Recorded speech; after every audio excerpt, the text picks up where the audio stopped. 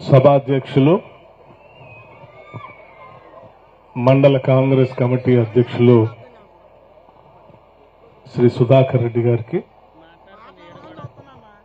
జిల్లా కాంగ్రెస్ కమిటీ అధ్యక్షులు శ్రీ పువ్వాళ్ల దుర్గా ప్రసాద్ గారికి, అట్లాగే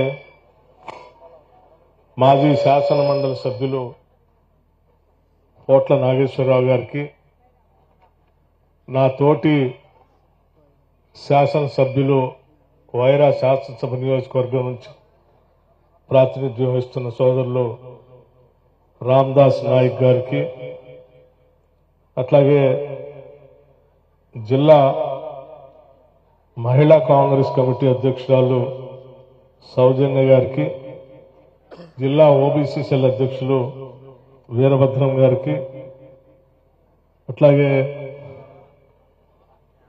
రాష్ట్ర గిడ్డంగుల సంస్థల చైర్మన్ శ్రీ రాయల్ నాగేశ్వరరావు గారికి, ఇంకా లక్ష్మారెడ్డి గారికి, నవీన్ రెడ్డి గారికి, మరి స్థానికంగా ఉన్నటువంటి అనేక మంది నాయకులు,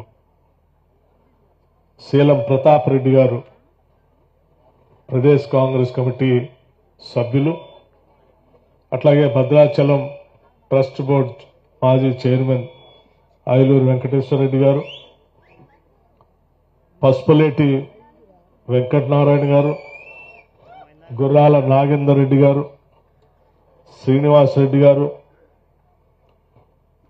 శీలం శ్రీనివాస్ రెడ్డి గారు, బండారు నరసింహారావు గారు, దేవరకొండ శ్రీనివాస్ గారు, కోటపాటి పాండురంగారావు గారు, బళావత్ శ్రీను గారు, ఎస్కే జానీ భాష గారు, గంటా తిరుపతమ్మ గారు, రావూరి నాగబాబు గారు, ఐలూరి రాజశేఖర్ రెడ్డి గారు, తల్లపరెడ్డి నాగిరెడ్డి గారు, నండ్రు బాబురావు గారు, రాజీవ్ గాంధీ గారు, ఇంకా అనుబంధ సంఘాల నాయకులందరికీ, అట్లాగే గ్రామ కాంగ్రెస్ పార్టీకి సంబంధించిన అనుబంధ సంఘాల నాయకులందరికీ, మనందరి మీద అభిమానంతో కాంగ్రెస్ ప్రభుత్వం చేస్తున్నటువంటి అభివృద్ధి కార్యక్రమాలను చూసి ఈ అభివృద్ధి ఆగకుండా ముందుకు పోవాలి అనంటే మనమందరం కూడా చేయి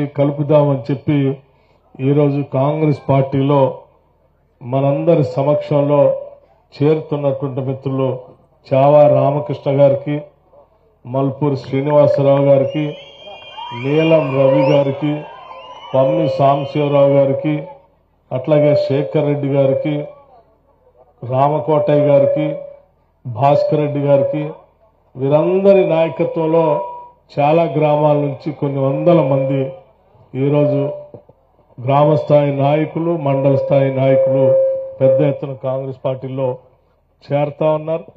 మీ అందరికి కూడా హృదయపూర్వకంగా నేను కాంగ్రెస్ పార్టీలోకి వీరి నాయకత్వంలో చేరుతున్నటువంటి వారందరినీ మనస్ఫూర్తిగా స్వాగతిస్తూ అభినందిస్తూ కార్యక్రమానికి ఇక్కడ విచ్చేసినటువంటి స్నేహితులందరికీ కూడా ముందుగా నూతన సంవత్సర శుభాకాంక్షలు తెలియజేస్తా ఉన్నాను. అట్లాగే సంక్రాంతి శుభాకాంక్షలు కూడా మీ అందరికీ తెలియజేస్తా ఉన్నాను. ఈరోజు ఎరుపాలెం మండలంలో ఒక పక్కన కాంగ్రెస్ పార్టీ, ఇంకో పక్కన తెలుగుదేశం పార్టీ నాయకత్వంలో చావా రామకృష్ణ గారు, తదుపరి క్రమంలో రాష్ట్ర విభజన జరిగిన తర్వాత టీఆర్ఎస్ పార్టీ నాయకత్వం, వారు కలిసి ఇక్కడ రాజకీయాల్ని ఆ పార్టీ ఈ పార్టీ నడుపుతూ ఉండేవారు. ఈరోజు ప్రభుత్వం చేస్తున్న అభివృద్ధి కార్యక్రమాలను చూసి వారు కూడా కాంగ్రెస్ పార్టీలో చావా రామకృష్ణ గారి నాయకత్వంలో గ్రామ స్థాయి నుంచి ఉన్న నాయకులంతా పెద్ద ఎత్తున చేరుతా ఉన్నారు. వారు వీరు ఇద్దరు కలిసిన తర్వాత ఎర్రుపాలెం మండలం ఏకతాటి మీద ఒక పక్కన నిలబడి ఈ మండల అభివృద్ధి కోసం అందరూ నడుం బిగించి పని చేసుకోవటం తప్ప రాజకీయాలు ప్రసక్తి అవసరం లేదని నేను భావిస్తా ఉన్నాను. ఎందుకంటే ఎర్రుపాలెం మండలం అంటేనే ఈ జిల్లాలో ఒక మూలన విసిరేసినట్టు ఉన్నటువంటి మండలంగా ఎవరో దీనిపైన అభివృద్ధి కోసం దృష్టి సారించలే కొన్ని దశాబ్దాలుగా.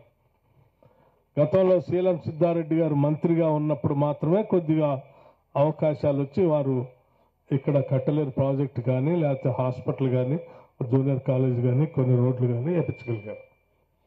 ఆ తదుపరి క్రమంలో సరే చాలామంది నాయకులు శాసనసభ్యులు అయ్యారు, వారి వారి ప్రయత్నం వారి స్థాయిలో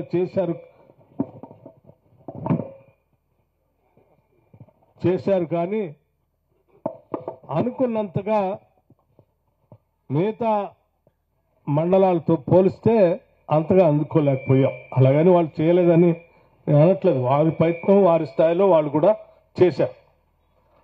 కాకపోతే ఈరోజు ప్రపంచం చాలా స్పీడ్గా ఉరుకుతా ఉంది.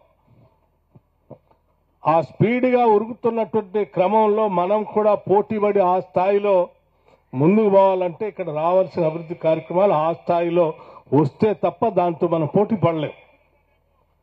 ఆ పోటీ పడే క్రమంలో ఈ ప్రాంత అభివృద్ధి చేయటం కోసం మీ అందరి ఆశీస్సులతో మీ అందరూ దీవించి నన్ను శాసన మండలి సభ్యుడిగా పంపించిన తర్వాత క్రమంలో శాసనసభ్యుడిగా పంపించిన ఇప్పుడు మళ్ళీ శాసనసభ్యుడిగా పంపిస్తే కాంగ్రెస్ పార్టీ నన్ను ఉప ముఖ్యమంత్రిగా ఆర్థిక శాఖని ప్లానింగ్ శాఖని ఎనర్జీ శాఖని నాకు అప్పచెప్పి బాధ్యతలు నిర్వర్తించమని చెప్పినప్పుడు ఈరోజు ఒక మంచి అవకాశం ఈ నియోజకవర్గంతో పాటు రాష్ట్రాన్ని కూడా అభివృద్ధి చేయడానికి కావలసిన ప్రణాళికలు తయారు చేయడానికి ఒక అవకాశం కలిగింది.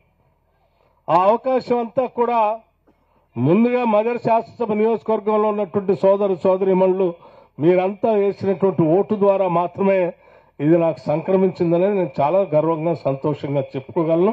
ఇది వాస్తవం కూడా.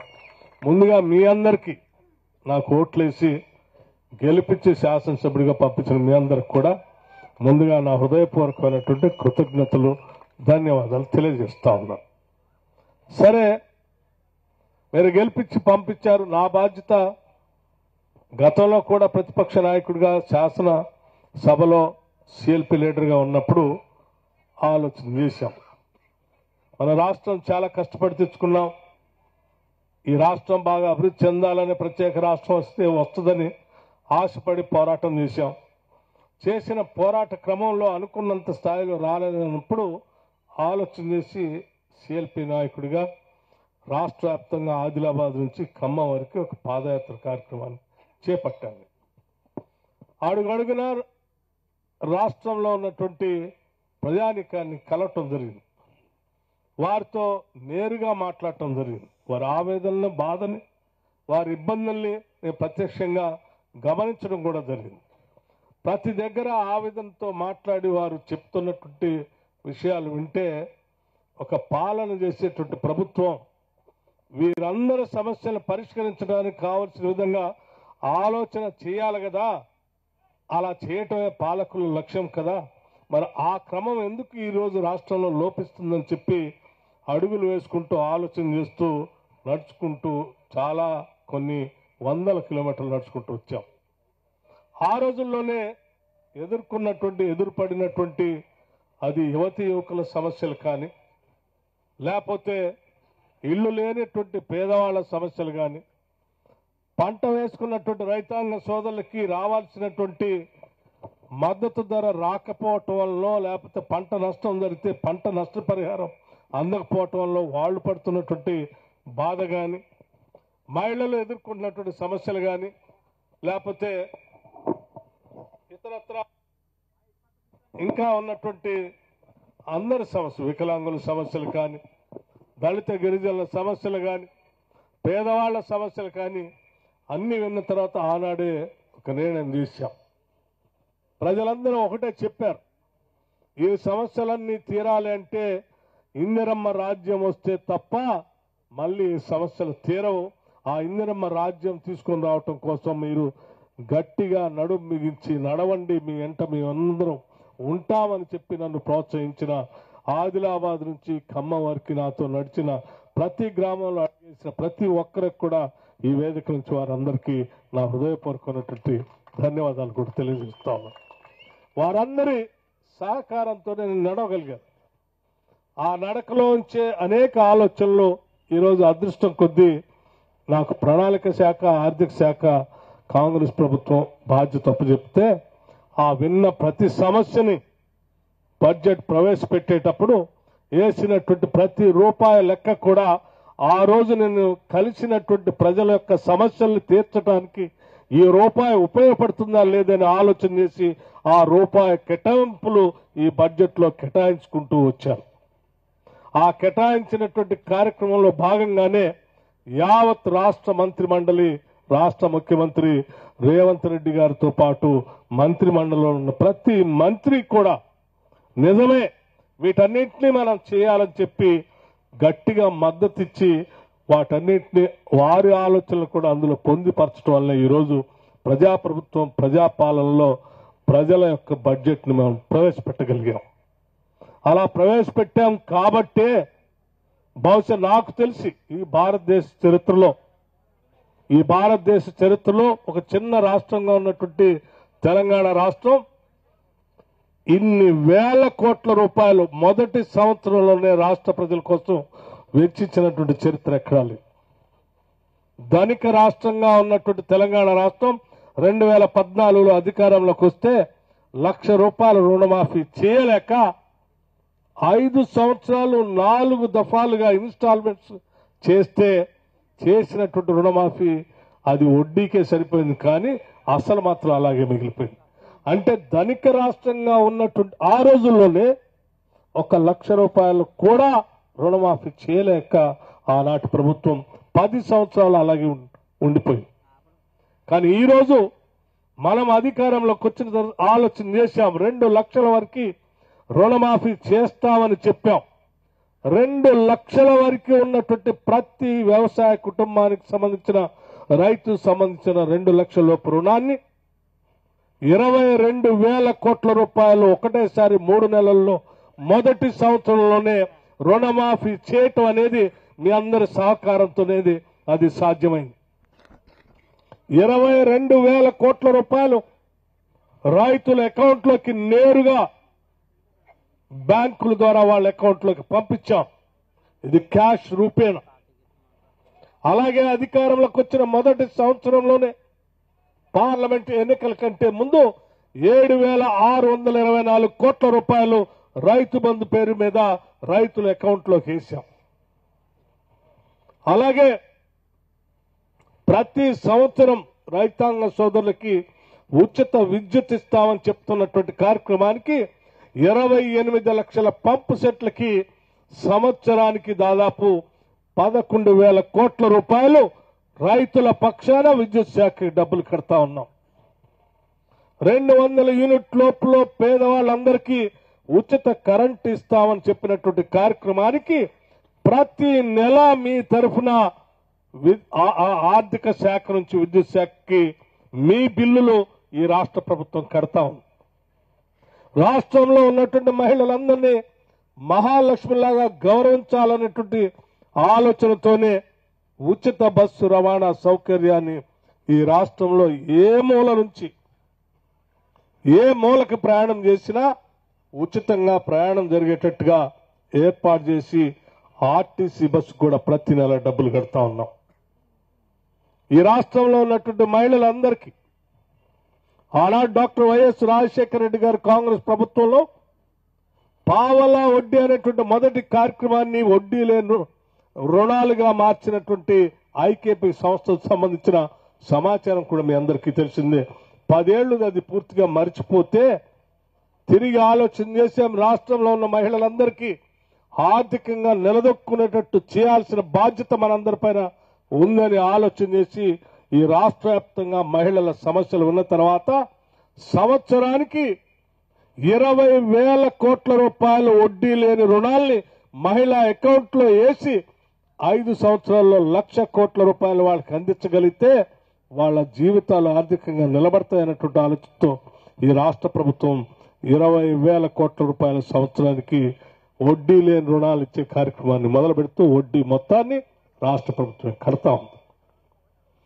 అలాగే ఈ ప్రభుత్వం నిరుద్యోగ యువకుల కోసం ఆలోచించి ఉద్యోగాల కోసం ఎదురు చూస్తున్నటువంటి వాళ్ళందరికీ పబ్లిక్ సర్వీస్ కమిషన్ పరీక్షలో ఒక్క ప్రశ్నాపత్రం కూడా లీక్ కాకుండా గ్రూప్ 1 పరీక్షలు నిర్వహించాం, గ్రూప్ 2 నిర్వహించాం. ఇప్పటికే 56,000 ఉద్యోగాలు నియామక పత్రాల్ని ఈ రాష్ట్రంలో నేరుగా ఒక పెద్ద బహిరంగ సభల్లాగా పెట్టి వారి కాగితాలు తల్లిదండ్రుల సమక్షంలో కూడా అందించడం జరిగింది. ఈ రాష్ట్రంలో వరి ధాన్యం పెద్ద ఎత్తున పంట పండితే సన్నాలకి క్వింటాకి 500 రూపాయలు బోనస్ ఇచ్చి కొనుగోలు చేసే కార్యక్రమాన్ని చేస్తా ఉన్నాం. ఈ రాష్ట్రంలో రైతు భరోసా ఇంకా పెంచి ఇవ్వాలనేటువంటి ఆలోచనతో రాష్ట్ర వ్యాప్తంగా తిరిగి మేమే ఒక రిపోర్ట్ రాసి వ్యవసాయ యోగ్యమైనటువంటి ప్రతి ఎకరానికి రైతు భరోసా ఇస్తాం, ఎటువంటి షరతులు లేకుండా రాష్ట్ర వ్యాప్తంగా ఉన్నటువంటి అందరికీ ఇస్తామని చెప్పాం. కొద్దిమంది 5 ఎకరాలకి ఇవ్వండి అన్నారు, కొద్దిమంది 10 ఎకరాలకి ఇవ్వండి అన్నారు. కాదు, పంట పండించే ప్రతి రైతుకి ఎన్ని ఎకరాలు పండించినా ప్రతి ఎకరానికి లెక్కగట్టి సంవత్సరానికి 12,000 రూపాయల లెక్క ఇస్తామని చెప్పి ఈ జనవరి 26వ తారీఖు నాడు రైతు భరోసా పేరు మీద ఈరోజు 8,400 కోట్ల రూపాయల్ని వారి అకౌంట్ లో ఏమవుతా ఉన్నాం ఆ వేసే కార్యక్రమం ప్రతి గ్రామంలో గ్రామ సభ పెట్టి మీ అందరి సమక్షంలోనే లిస్టు చదివి చేయబోతున్నామని కూడా మీ అందరికి మనవి చేస్తాం. భూమి ఉన్నటువంటి రైతుల కోసం పంట నష్టం జరిగితే పంట నష్టపరిహారం ఇవ్వాలని ఆలోచన చేసి పంట నష్టపరిహారం ఇస్తా ఉన్నాం. వారు వేసుకున్న పంట నష్టపోతే ఇన్సూరెన్స్ కావాల్సిన డబ్బులు మేమే కడతామని ఇన్సూరెన్స్ కడతా ఉన్నాం. రైతుకు ప్రమాదవశాత్తు ఏమైనా జరిగితే ఆ నష్టం ఇన్సూరెన్స్ ద్వారా ఇప్పించాలనే ఆలోచనతో ఆ ప్రీమియం కూడా రాష్ట్ర ప్రభుత్వమే కడతా ఉంది. మరి రైతులందరికీ ఈ కార్యక్రమాలు చేస్తూ భూమి లేని వ్యవసాయ నిరుపేద కుటుంబాల కూలీలకు కూడా ఏదో చేయాలి కదా, వాళ్ళు కూడా బతకాలి కదా అని అటువంటి ఆలోచనతో ఆ మార్గ మధ్యంలో కలిసిన అనేక మంది కూలీల కుటుంబాలు చెప్పిన గుండె చప్పుళ్లు విని మర్చిపోకుండా ఇందిరమ్మ ఆత్మీయ భరోసా అనేటువంటి పథకాన్ని పెట్టి ఆ భూమి లేని నిరుపేద వ్యవసాయ కూలీల కుటుంబాలకు కూడా సంవత్సరానికి 12,000 రూపాయలు వారికి ఇచ్చేటట్టుగా ఈరోజు కార్యక్రమాన్ని ఏర్పాటు చేసుకొని జనవరి 26వ తారీఖు నుంచి దీనికి కూడా నాంది పలుకుతున్నాం. ప్రతి సంవత్సరం భూమి లేని వ్యవసాయ కూలీల కుటుంబాలకి సంవత్సరానికి ఆ కుటుంబానికి 12,000 రూపాయలు ఇస్తామని ఇందిరమ్మ ప్రభుత్వం ద్వారా చాలా స్పష్టంగా ఘంటాపదంగా చెప్తా ఉన్నారు. ఈ రకంగా ఈరోజు రాష్ట్రంలో ఈ అభివృద్ధి కార్యక్రమాలు చేసుకుంటూ అనేక గ్రామాల్లో పట్టణాల్లో ఎదుర్కొన్నటువంటి సమస్య ఆరోగ్యపరమైనటువంటి సమస్య.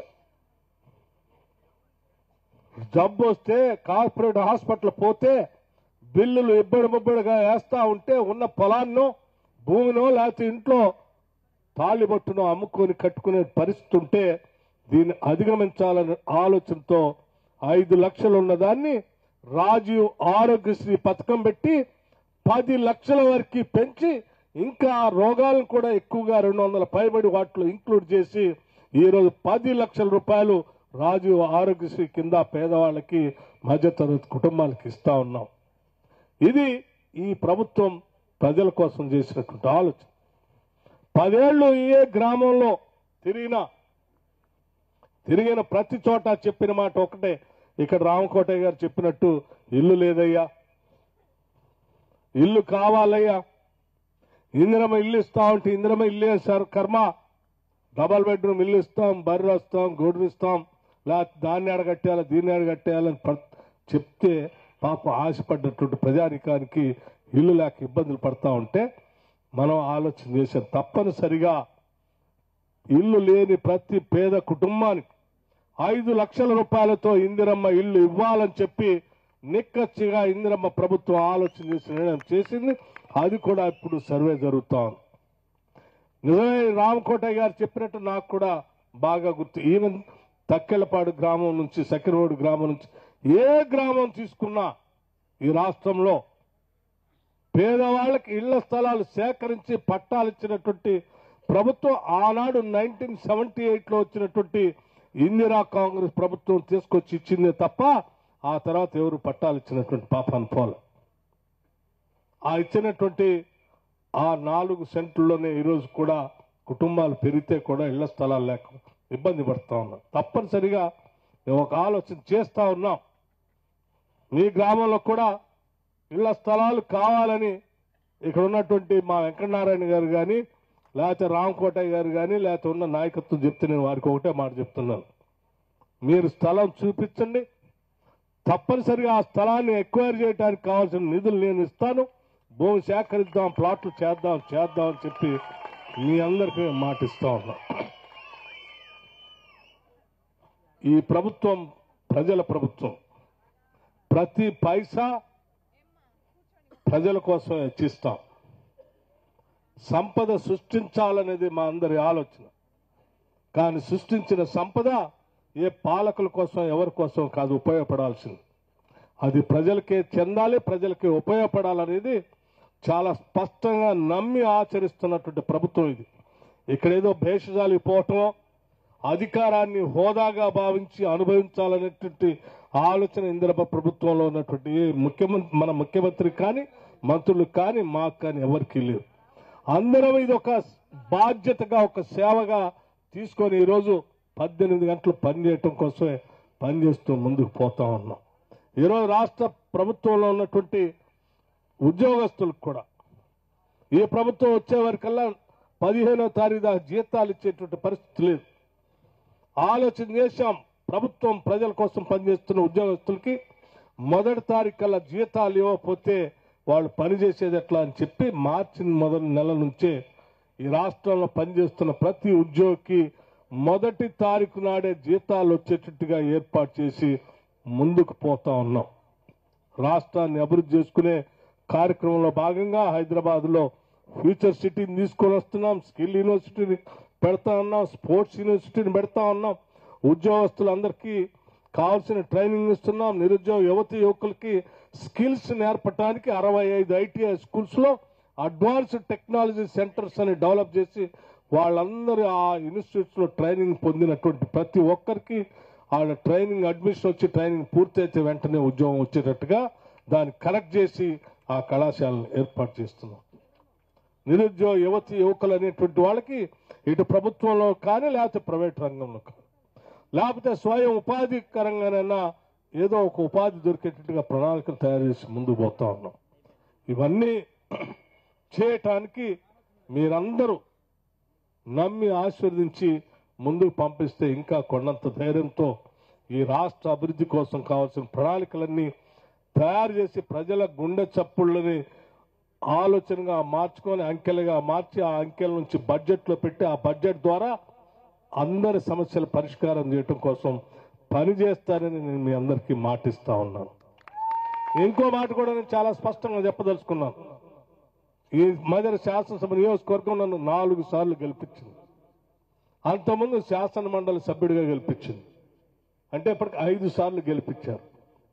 గెలిపించిన ప్రతిసారి నేను అనుకునేవాడిని, గెలిపించినందుకు నేను ఏం చేయాలి, వీళ్ళకి ఏమిచ్చి రుణం తీసుకోవాలి. ఈ రోజు కూడా నేను చెప్తా ఉన్నా, నన్ను గెలిపించినందుకు నేను రుణం తీర్చుకోవటం కోసం, ఈ ప్రాంత అభివృద్ధి కోసం చేయాల్సిన పనులన్నీ చేస్తాను. రేపొద్దున గెలవటం కోసం కాదు, ఇప్పుడు గెలిపించినందుకు చేస్తాను నేను. అట్లాగే మా శాసనసభ్యుడిని గెలిపించి రాష్ట్రానికి పంపిస్తే మా శాసనసభ్యుడు ఈ రాష్ట్ర అభివృద్ధి కోసం పనిచేసి మా అందరి గౌరవాన్ని పెంచేటట్టుగా మేమందరం తలెత్తుకొని తిరిగేటట్టుగానే పనులు చేస్తున్నాడు తప్ప తలదించుకునే కార్యక్రమం చేస్తున్నాడనే పని మాత్రం ఎట్టి పరిస్థితుల్లో నేను చేయను. మీ అందరూ తల ఎత్తుకొని తిరిగేటట్టుగానే ఈ రాష్ట్ర భవిష్యత్తు కోసం ప్రణాళిక తయారు చేస్తానని మాటిస్తా ఉన్నాను.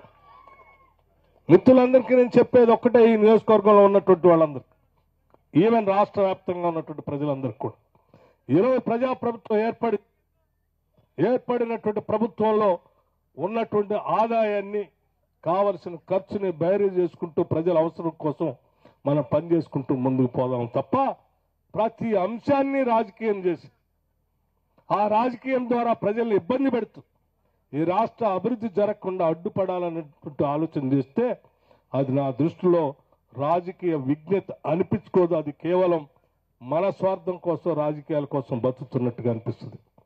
ప్రతి పార్టీకి సంబంధించిన నాయకుడు, ఆ రాజకీయ పార్టీకి సంబంధించిన వ్యక్తి రాష్ట్ర ప్రయోజనాల గురించి ఆలోచన చేయాలి తప్ప సొంత వ్యక్తిగతమైనటువంటి ప్రయోజనాల కోసం రాష్ట్ర ప్రయోజనాలు కూడా తాకట్టు పెట్టి ఇబ్బంది పెట్టే కార్యక్రమం చేస్తే అది మంచి రాజకీయ నాయకుడు లక్షణం కానే కాదని నేను చెప్తూ, ఈ రాష్ట్రానికి కావాల్సింది ఈ ప్రపంచంతో పోటీ పడేటట్టుగా ఈ రాష్ట్రాన్ని తయారు చేయడానికి కావాల్సిన పనికొచ్చేటువంటి నాయకులు కావాలి తప్ప ఈ రాష్ట్రాన్ని ఇబ్బంది పెట్టేటువంటి నాయకులు కాదు ఇప్పుడు మనకు కావాల్సింది.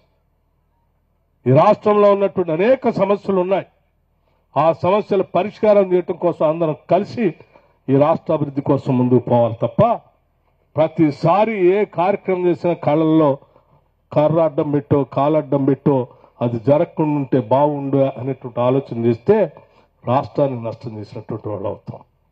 మేము చెప్పాం, చేసే ప్రతి కార్యక్రమం ప్రజల్లో చర్చకు పెడతామని చెప్పాం. చర్చ తర్వాత అసెంబ్లీలో చర్చ పెడతామని చెప్పాం.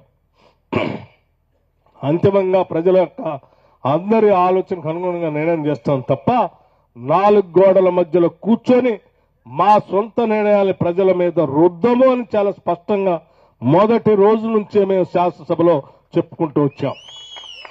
అందుకోసం ఈ రోజు కూడా రైతు భరోసా ఇచ్చినా, లేకపోతే ఇందిరమ్మ ఆత్మీయ భరోసా ఇచ్చినా, లేకపోతే రుణమాఫీ చేసిన ప్రతి సమాచారం ప్రతి గ్రామంలో డిస్ప్లే చేయాల్సిందే. ఫ్లెక్స్ పెట్టి సమాచారం మొత్తం అక్కడ పెట్టి ప్రజల సమక్షంలో నిర్ణయాలు జరగాలని చెప్పాం.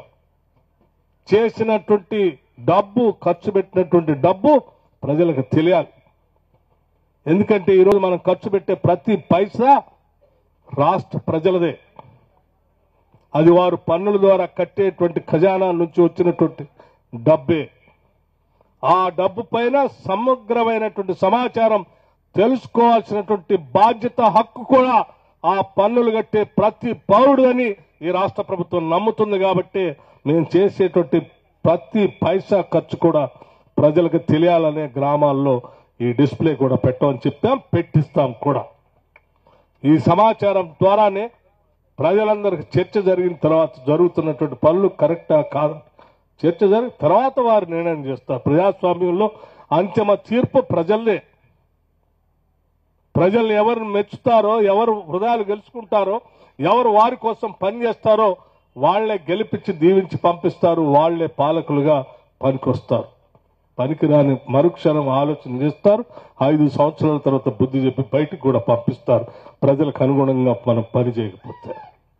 అందుకే పాలకులుగా ఇందిరమ్మ ప్రభుత్వంలో ప్రజాప్రభుత్వంగా ఉన్నటువంటి మేము, మా ముఖ్యమంత్రి రేవంత్ రెడ్డి గారి దగ్గర నుంచి మొదలు పెడితే ఈ మంత్రి మండలిలో ఉన్న ప్రతి మంత్రి, ప్రతి శాసనసభ్యుడు ఒంట్లో భయం పెట్టుకొని, వెన్నులో భయం పెట్టుకొని అనుక్షణం ప్రజలు, ఈ సమాజం ఏమనుకుంటుంది, వాళ్ళకి ఏం కావాలనేటువంటి బాధ్యతతోనే పనిచేస్తాం తప్ప ఎవరి మెప్పుల కోసమో లేకపోతే ఎవరి విమర్శల కోసం పనిచేయం. ప్రజల అవసరాల కోసమే పనిచేస్తాం.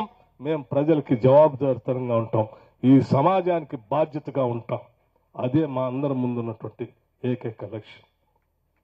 తప్పనిసరిగా నేను మదర్ ప్రజలందరికీ మాటిస్తా ఉన్నాను, ఈ రాష్ట్ర అభివృద్ధిలో మదిర ప్రముఖమైనటువంటి పాత్ర పోషించేటట్టుగా ఒక ప్రణాళికాబద్ధంగా పాలు పంచుకునేటట్టుగా చేస్తానని మీ అందరికీ మాటిస్తూ ఎరుపాల మండల అభివృద్ధి కోసం చివరిగా 2 మాటలు చెప్తాను. ఈ నియోజకవర్గానికి కావాల్సింది నీటిపారుదల సంబంధించిన సమస్య. కట్టలేరు తెచ్చుకున్నాం. అంతమంది పెద్దలు నాగార్జున సాగర్ తీసుకొని వచ్చారు. సాగర్ టేలెండ్ లో ఉన్నాం. థర్డ్ జోన్లో ఉన్నాం. కట్టలేరు ద్వారా వచ్చేటువంటి నీళ్లను సాధ్యమైనంత వరకు వినియోగించుకోవడానికి కావాల్సిన విధంగా కాలువలు లైనింగ్ చేసుకుని ముందుకు పోతున్నాం. గతంలో కొంత చేసాం, ఇప్పుడు మళ్ళీ శాంక్షన్ చేసాం, కొంత మిగిలిన సంపూర్ణంగా చేసుకుంటాం. నాగార్జున సాగర్ నుంచి అది థర్డ్ జోన్లో ఉంది, అది కూడా ఆంధ్రలో పోయి తిరిగి రావాలి. ఇప్పుడు పైన కృష్ణా నది జలాల సంబంధించిన రకరకాలైనటువంటి సమస్యలు ఉత్పన్నమవుతున్నప్పుడు ఆ శ్రీశైలంలోకే సాగర్లోకి వచ్చే నీళ్ళే తక్కువ అవుతున్నప్పుడు సాగర్ కెనాల్లో థర్డ్ జోన్లో చివరి భూములుగా ఉన్నటువంటి మన భూములకి నీళ్లు భవిష్యత్తులో పెద్ద సమస్యగా మారేటువంటి ప్రమాదం ఉంది. అందుకే నేను గత 10 సంవత్సరాల నుంచి ముందు చూపుతూ ఆలోచన చేసి ఈ థర్డ్ జోన్లో ఉన్నటువంటి ఎరుపాలను సంబంధించినటువంటి భూములు, కొన్ని భూములు మదన మండలంలో కూడా ఉన్నాయి, కొన్ని భూములు సత్తుపల్లి నియోజకవర్గంలో కూడా ఉన్నాయి. ఈ థర్డ్ జోన్లో ఉన్నటువంటి భూములన్నిటికి కూడా ఈ సెకండ్ జోన్లో ఉంచే నీళ్ళు ఇచ్చేటువంటి కార్యక్రమాన్ని ప్రత్యేకంగా మనం ఒకటి ఏర్పాటు చేసుకోకపోతే భవిష్యత్తులో ఈ మండలంలో ఉన్నటువంటి వ్యవసాయానికి ఇబ్బందిగా మారుతుందన్నటువంటి ఆలోచనతోనే గతంలో ఉమ్మడి ప్రభుత్వంలోనే ఇక్కడ సర్వే చేపించాను. సరే, గత 10 సంవత్సరాల్లో అది నేను అధికారంలో లేకపోవటం, ప్రభుత్వంలో లేకపోవటం చేయలేకపోయాం. అలా మరుగున పడిపోయి అధికారంలోకి వచ్చిన మరుక్షణమే పాత దస్త్రాన్ని దులిపి బయటికి తీసి దాని మీద సర్వే చేపించి దాన్ని పూర్తిగా శాంక్షన్ చేపించి జీవో కూడా ఇష్యూ చేశాం. ఇప్పుడు నిరభ్యంతరంగా చాలా ధైర్యంగా భవిష్యత్తుకు కూడా ఇబ్బంది లేకుండా ఉండేటట్టుగా ఈ ప్రాంతానికి థర్డ్ జోన్లో ఉన్నటువంటి భూములకి ప్రత్యేకంగా నీళ్లను తీసుకొచ్చేటువంటి కార్యక్రమాన్ని ఏర్పాటు చేసుకున్నాం. కొద్ది రోజుల్లోనే దాన్ని టెండర్ పిలుస్తారు. టెండర్ పిలిచి ఈ ప్రాంతాలు ఇప్పుడు చెప్పినటువంటి గ్రామాలన్నిటికీ నీళ్లు వచ్చేటువంటి ఏర్పాటు చేసుకోబోతున్నాం అని చెప్పి చాలా సంతోషంగా మీ అందరికీ నేను మాటిస్తా ఉన్నాను. ఇది నీటిపారుదల రంగానికి సంబంధించి. అట్లాగే టూరిజం సంబంధించి కూడా కొన్ని ప్రాజెక్టులు చేసుకుంటూ పోతా ఉన్నాం. అట్లాగే ఇక్కడ ఉన్నటువంటి మహిళలందరికీ కూడా ఇందిరమ్మ డైరీ కార్యక్రమాన్ని తీసుకొని అది కూడా 2013-14లో డిజైన్ చేసింది. 10 సంవత్సరాలు అది మరుగున పడిపోయింది. రాగానే ముందు దాన్ని రివైవ్ చేసి మీటింగ్ పెట్టి మళ్ళీ అందరినీ కార్యక్రమం చేసి పెద్ద ఎత్తున ఇందిరమ్మ డైరీని మొదలుపెట్టి ముందు తీసుకుపోతున్నాం. ఎందుకంటే కొన్ని లక్షల లీటర్ల పాలు మదర శాసనసభ నియోజకవర్గంలో ఇక్కడ రావాలి. ఒక పాల విప్లవం మదర శాసనసభ నియోజకవర్గంలో జరగాలి.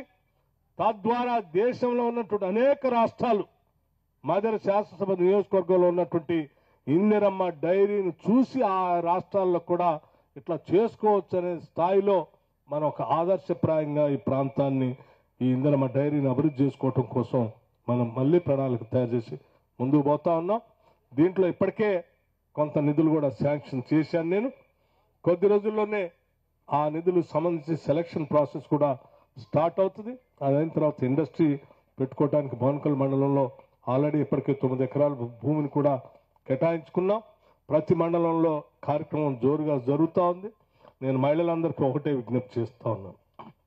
మీరు అభివృద్ధి చెందితే కుటుంబం అభివృద్ధి చెంది పిల్లలు బాగా ఎదుగుతారు.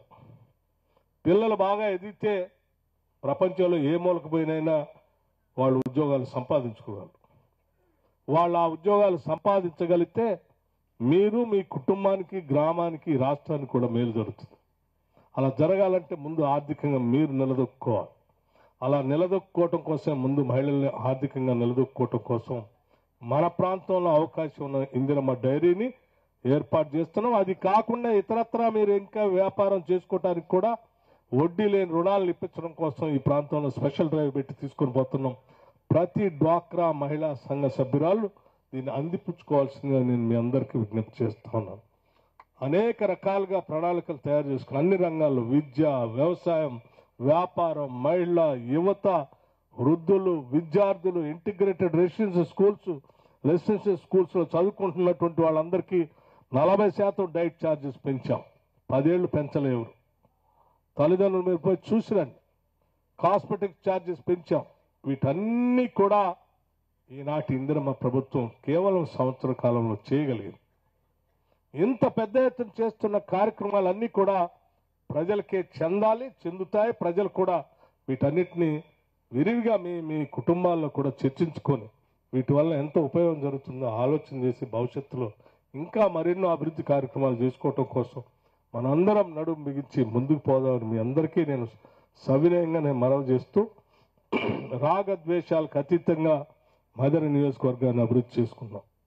ఇక్కడ అందరూ కలిసి రావాల్సిందిగా ఈ నియోజకవర్గంలో ఉన్నటువంటి అన్ని రాజకీయ పార్టీల నాయకులందరికీ నేను విజ్ఞప్తి చేస్తా ఉన్నాను. ఒక అవకాశం వచ్చింది మనకి, ఈ నియోజకవర్గాన్ని అభివృద్ధి చేసుకుందాం. అందరూ కలిసి రండి. మదన భవిష్యత్తు కోసం అందరం కలిసి నడుద్దామని చెప్పి నేను సాధారణంగా ఆహ్వానిస్తా ఉన్నాను. అట్లాగే ఈ రాష్ట్రాన్ని కూడా బాగు చేసుకుందాం.